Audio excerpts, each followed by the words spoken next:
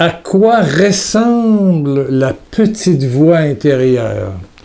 La voix de Dieu qui souffle de ton âme, de ton cœur, de tes entrailles. Bonne journée, bonne nuit. Je suis content de te retrouver. Alléluia.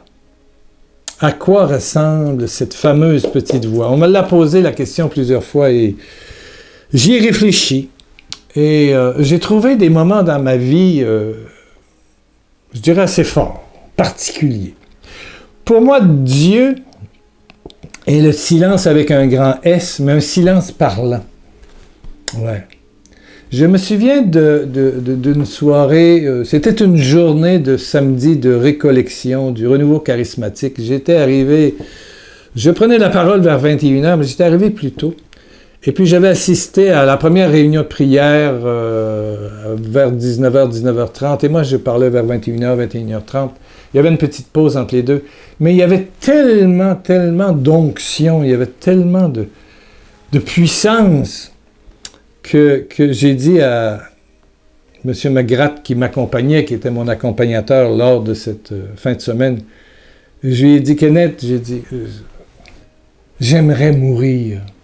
J'étais tellement envahi d'une chaleur inconnue qui m'animait des orteils aux cheveux.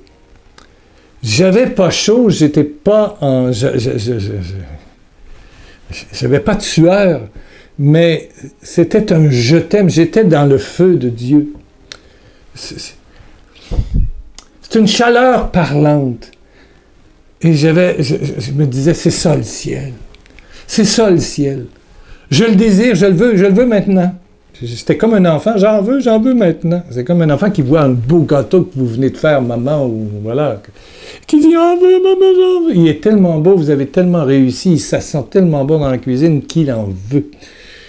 Donc, Dieu parle de 1000 façons. Et j'ai appris tout au long de ma vie qu'il peut parler de 1000 façons. Bien sûr qu'il parle en prophétie. Souvenez-vous après la Pentecôte, le discours de Pierre qui va dire dans Acte 2, verset 17, « Je répandrai de mon esprit sur toute chair. » Il rappelle la prophétie de Joël.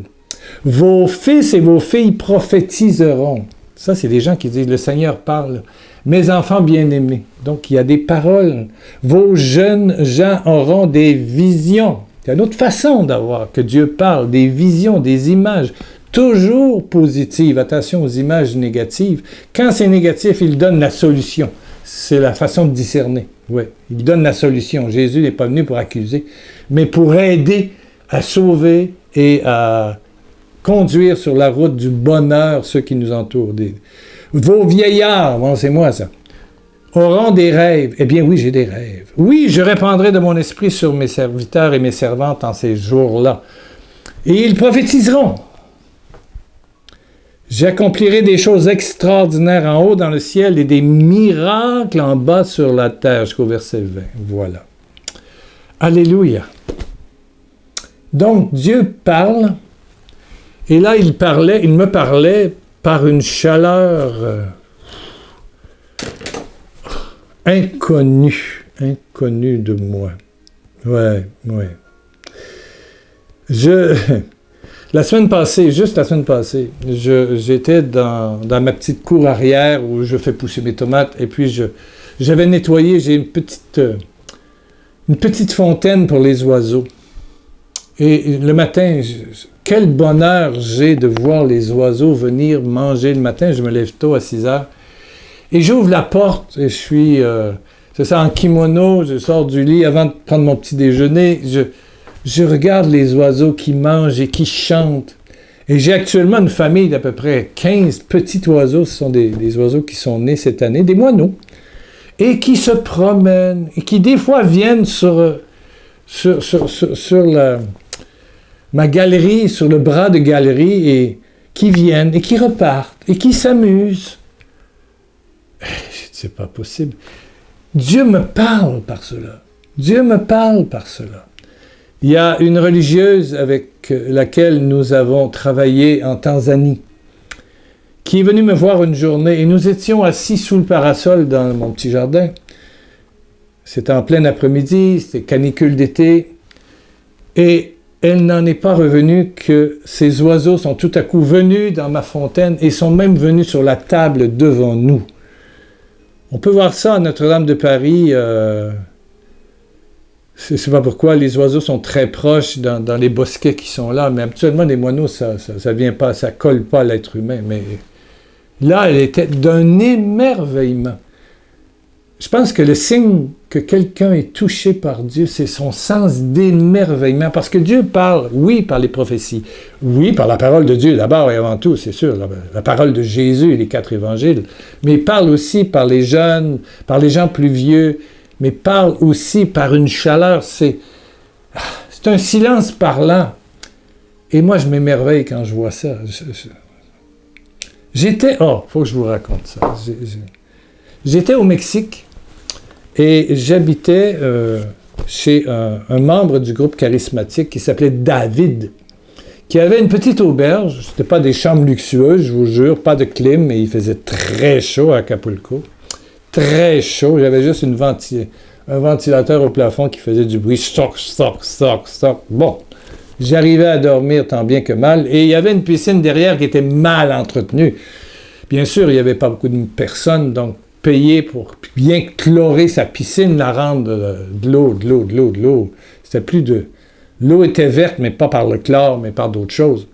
Et un après-midi, j'avais décidé, bon, d'aller m'asseoir dans une chaise et puis d'essayer de me faire bronzer. Voilà. Les Québécois, avec l'hiver, aiment ça, se faire bronzer.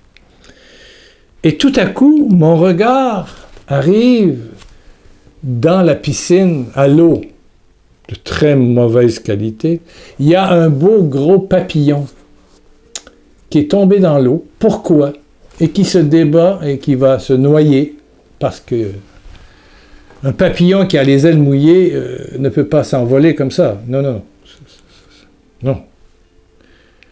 Donc, là, j'étais très interrogé. C'est comme si Dieu m'appelait et par le papillon. Je fais une conférence ce soir auprès de gens bien blessés, bien tristes, bien malheureux. Est-ce qu'ils sont comme ce papillon qui se noie? Parce que souvent, comme le papillon, on rentre dans des causes, on rentre dans des histoires, et puis les ailes nous mouillent, donc on peut pas en sortir. Bon, alors j'ai dit, la piscine n'est pas trop creuse au début, et je prends mon t-shirt, là, un linge de corps, et je prends une espèce de qui avait là un bout de bois, et je vais tant bien que mal sortir le papillon sur mon linge de corps, et je le dépose avec une délicatesse, waouh! Et tout le temps, je pensais à Dieu. Est-ce que Dieu me dit, c'est ça, il faut y aller délicatement quand tu rencontres un frère blessé? C'est comme s'il me parlait de l'approche du pauvre. Et je m'émerveillais de la situation, je trouvais ça, waouh! Et puis là, je l'ai déposé sur ma serviette, très délicatement, parce que les ailes d'un papillon, ça se brise facilement. Et les ailes n'étaient pas cassées. C'est un papillon à l'aile cassée, donc... Mais ça me parlait de l'accompagnement du pauvre, du petit. Dieu ne parlait pas, mais il parlait, hein. Et puis... je l'ai mis au soleil, et puis je le surveillais, hein, j'étais assis, là, oh. Et puis ça a pris à peu près 10-15 minutes, le temps que le très chaud soleil, il faisait très chaud, 40 et quelques, là, sèche complètement ses ailes. Et tout à coup, parce que là, le papillon était sur le dos, il fait un battement d'ailes, il s'en vient sur ses pattes. Ah, j'étais content. Patience. 15 minutes là, à attendre qu'un papillon se sèche, c'est particulier, mais Dieu me parlait par ça. Et je m'émerveillais. Quand Dieu vit en nous, quand on fait une expérience personnelle avec Jésus, comme je te parlais mardi dernier, il y a un sens d'émerveillement. la nature te parle, les arts te parlent, les animaux te parlent. Il y a plein de choses. Évidemment, la parole de Dieu te parle 100 fois plus. Bien sûr, spécialement dans la Nouvelle Alliance, dans le Nouveau Testament. Et puis tout à coup, il s'est mis sur... Et puis là, il a battu des ailes doucement. C'est comme s'il vérifiait. Et puis je me dis, ben c'est ça, quand tu accompagnes quelqu'un qui est un blessé de la vie, ben, il fait ses premiers pas comme chrétien, comme ami de Jésus, comme intime de Jésus. Et tout à coup, le papillon s'est envolé vers le soleil. J'ai dit au revoir. Non, je ne compte pas de mentir, ça ne donne rien de mentir. Je vous en parle et j'ai des frissons partout sur le corps. Je dis au revoir, papillon. Et tout à coup, oh la surprise, oh la surprise. Et là, Dieu me parlait plus que jamais. Le papillon est revenu. Il a passé autour de ma tête à peu près à 2 pieds ou, je ne sais pas, 60 cm. Il a passé autour de ma tête. Et puis il est reparti. Il venait me dire merci. Il n'y a aucune explication logique. Tu n'es pas obligé de me croire. Mais Pierre Lacroix qui est là devant toi, sait que c'est vrai. Il se souvient de ce... J'ai dit, Dieu parle partout. Et je pourrais t'en compter. J'en ai noté 7. Mais là, je vois que le temps avance. On est proche de 12 minutes. Mais Dieu parle. Il y a des gens qui pensent que, quand je dis écouter la voix de Dieu, c'est comme si tu prenais un CD et puis tu ouvrais et puis tu mettais ça dans ton lecteur de CD. Non, c'est pas ça, là. On n'est pas dans le monde matériel comme ça. Dieu, c'est l'amour. C'est le langage des amoureux. Quand ma femme est décédée, qui avait un cancer de bouche, elle me parlait par ses yeux, par sa chaleur. Il y avait un langage d'amoureux. Eh bien, Dieu, c'est un langage d'amoureux, de petites choses. Et ces petites choses font toute la différence. Et tu le sens à chaque jour. Il est là. De 1000 façons. Mais il ne faut pas essayer de penser que c'est comme quand tu prends ton téléphone cellulaire et que tu te mets la chanson sur YouTube d'un chanteur que tu aimes. Tu toques, play, et puis ça marche. Non, ça ne marche pas comme ça. C'est vraiment cette présence chaude que tu vis et qui s'exprime dans 1001 petites choses. Alléluia. Prions. Et je veux que le Seigneur te parle aujourd'hui. Et il va te parler. Il parle à tous ceux qui sont proches. Pourvu que tu dises « je consens ». Je consens à ce que tu me donnes tout, parce que Dieu donne tout. Dieu est le donateur exceptionnel, total, de lui-même. Il se donne en Jésus et Jésus se donne totalement. Et c'est en croix où il se donne totalement. Et après la victoire pascale, il se donne. Je répandrai de mon esprit sur toute chair. Il se donne. Et il veut que tu deviennes toi-même un instrument du Père, un instrument d'amour. Et lui continue sa vie par toi. Continue de rayonner par toi autour de toi. Ouais, il y a eu le petit papillon, mais laisse-moi te dire que pendant cette semaine, j'en ai vu des grands blessés et j'ai vu des choses extraordinaires. Mais j'avais appris d'aller doucement. J'avais appris qu'il fallait donner du temps. J'avais appris que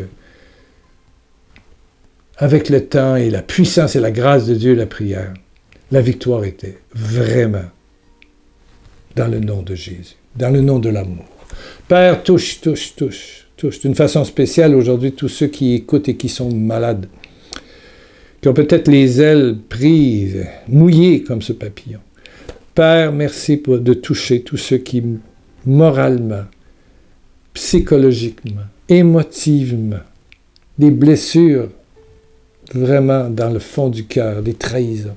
Ô Père, au nom de Jésus en moi et dans le cœur et tout l'être et l'âme de mon frère, de ma sœur, touche cette personne, ces personnes, blessées psychologiquement, blessées émotivement.